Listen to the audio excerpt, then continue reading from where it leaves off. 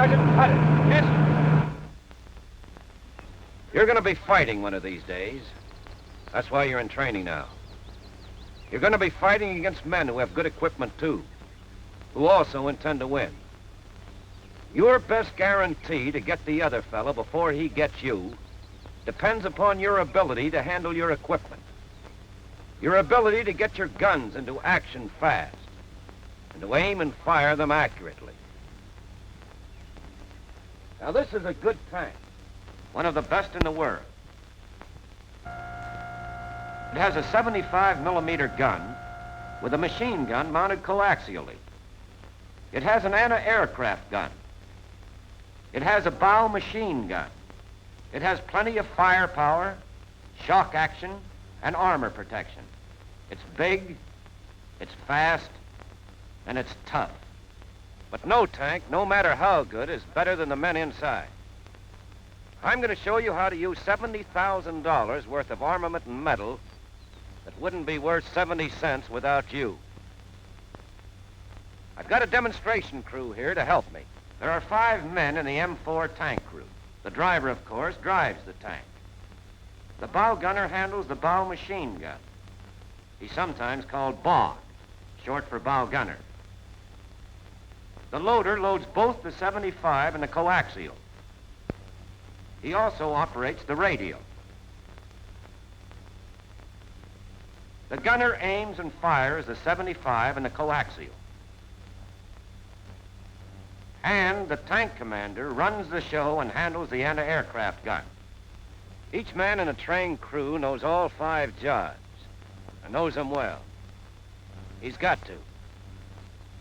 If something happens to your gunner in a fight, you haven't got time to figure out just what the hell he did to make the gun fire. You've got to know. Let's start at the beginning. Before any tank can go into action, in combat or on the range, it must be prepared for action. Getting ready to go into action, the driver and bow gunner close their hatches so that when the gunner tests his turret traverse, the 75 won't smack against an open hatch. With the hatches closed, they shove their periscopes up into travel position and check them to see if they're clean and tightly set. After testing his periscope, the bow gunner checks the headspace on the bow gun.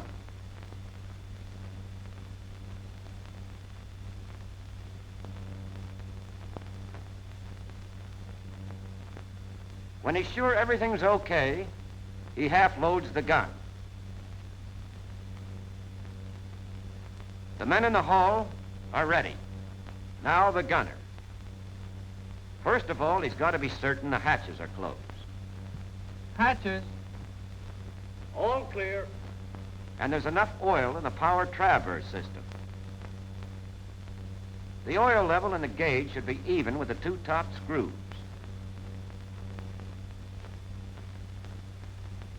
Now he unlocks the turret. Make sure it's unlocked by traversing it manually right and left. And pushes up the clutch lever to shift from manual traverse. Sometimes he has to jiggle the manual hand wheel in order to shift. He spins the manual traverse wheel to be certain it's disengaged. Puts the power traverse in neutral. The grip must be straight up and down. And turns on the turret motor.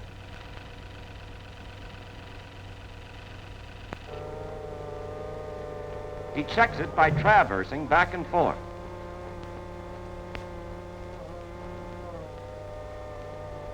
Another thing. Did you see him look up when he turned on the power traverse switch? That's because a power traverse motor also operates the gyro stabilizer pumps, and the gunner has to watch the gyro oil level gauge. That is what he saw. If the oil column had dropped like this when he turned the switch, he would have known that there was air in the system. When the column stays where it belongs, halfway between the 2 top sets of screws, and doesn't drop, the gunner knows his gyro oil system's okay. He releases the 75 from its traveling lock before he turns on the gyro.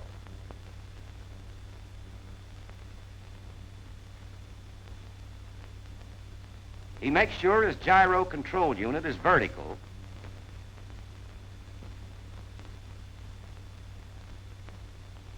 sets the stiffness control knob at 0, and checks the control unit plug. Then he switches on his stabilizer and frees the gun from manual elevation.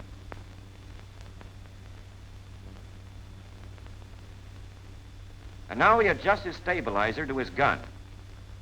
He turns the stiffness knob up past the point where the gun hunts or jerks up and down, and then turns it down to the point where the hunting stops. He sets the recoil knob on 5. He'll adjust it more accurately while he's firing.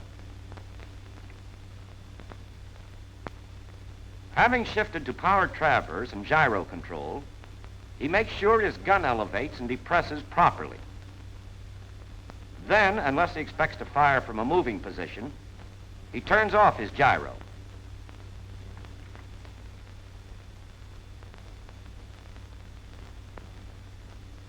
Next, the gunner checks the firing mechanisms of the 75 and co-axial. He switches the 75 off manual safety and steps on the foot pedal that fires the big gun mechanically. The click of the firing pin tells him the mechanical control is working. He turns on the juice, and after the loader has recocked the piece, he tests the electric controls of both the 75 and coaxial by stepping on the foot buttons.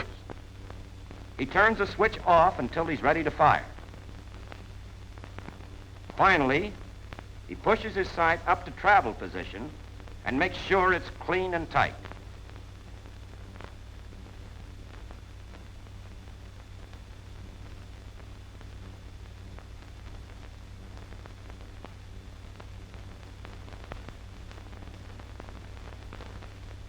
The loader also has plenty to do when a tank's being prepared for action. He takes care of the coaxial first. He checks the headspace, just as the assistant driver checked the headspace of the bow machine gun, half loads it, and it's ready for action. It's up to the loader to see that the bore of the 75 is clean and clear.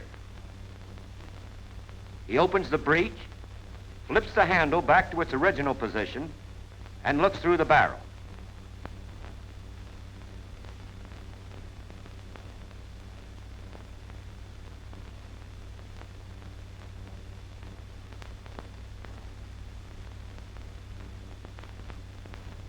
When he's checked his guns, he makes sure his ready rack is full, and all shells are clean without dents or rough spots. The gunner has to swing the turret around so the loader can get to the little gas motor that runs the Homelite auxiliary generator.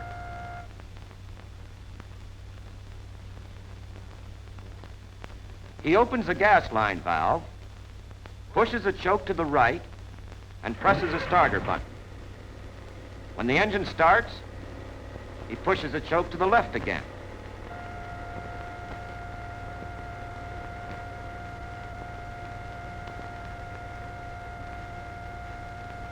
The loader, like the gunner, sets and checks his periscope last.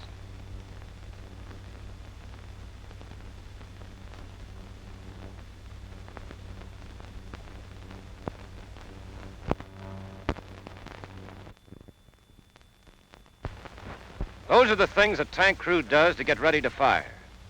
We took them slowly, man by man, to study them. But actually, they all happen at once and fast. Let's watch it again. The driver and bow gunner close their hatches and set up their periscopes. And the bow gunner checks and half loads the bow machine gun. The gunner puts the turret into power control, adjusts his stabilizer, tests his firing switches, and checks his periscope.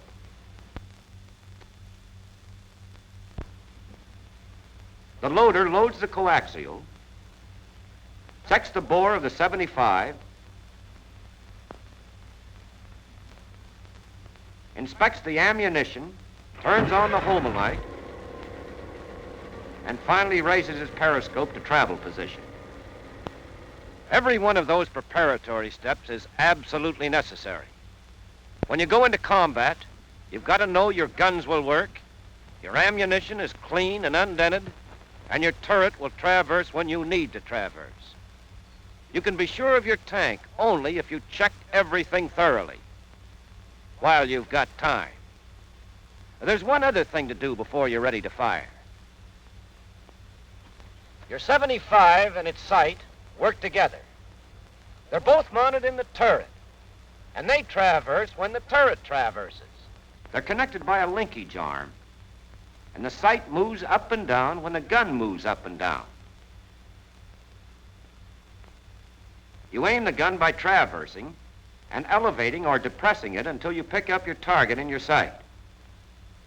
I don't need to tell you that you won't hit what you're aiming at unless the gun and sight are lined up with each other.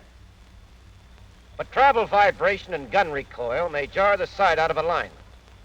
You therefore sight adjust the 75. It's easy.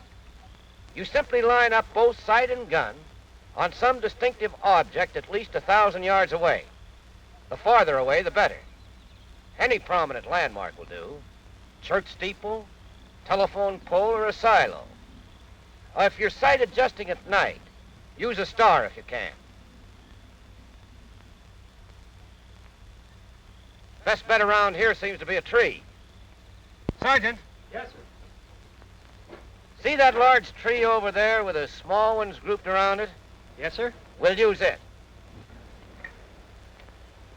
Adjust your sight on that large tree. Traverse right.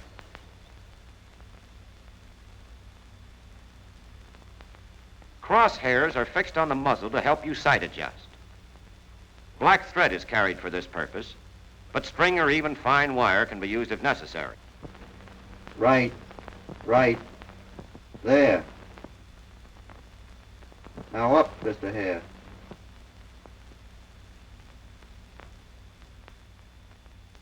The loader lines up the gun with a landmark by sighting through the open breech. Then he removes the percussion mechanism and sights through the firing pinwheel to get his gun lined up more exactly.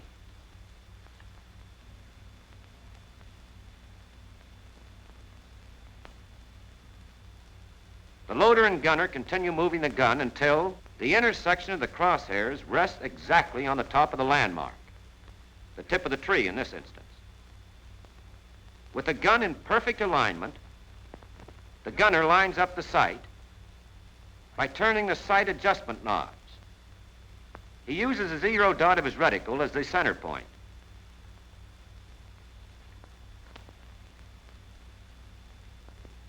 And that's all there is to sight adjusting. Line up first your gun and then your sight on some distinctive object at least 1,000 yards away. When the sight adjustment is correct, the loader replaces the percussion mechanism and the gunner makes a record of the knob readings. You'll have to adjust your 4 periscopic sight heads separately and keep a record of each. Sight adjust all the heads when you have plenty of time and recheck at least the one in your sight just before firing. When you fight buttoned up, the tank commander dismounts the anti-aircraft gun and stows it in the turret.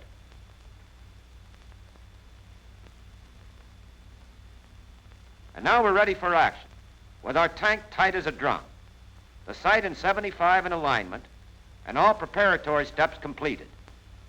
Let's see some action. Driver. Driver, ready. Fog. Fog, ready. Loader. Loader, ready. Gunner.